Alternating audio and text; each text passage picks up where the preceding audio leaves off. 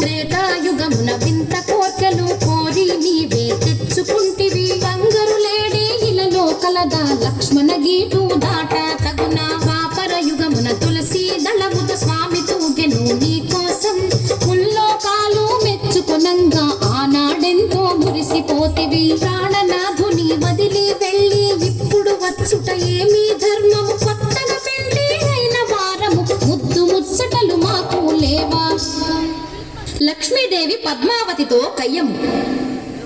బగలు పోయే చిన్న దానా, మాటలు బాగా నేర్చిన దానా.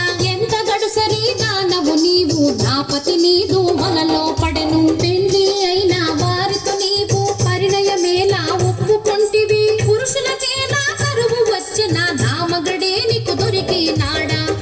పద్మావతి లక్ష్మీదేవితో కయ్యము. స్వామి మదిలో నీవే ఉంటే మరి ఒక దానితో పని ఎలా. స్వామి ప్రేమతో నన్నే వలచెను మాటలు మీరకు నెరజానా.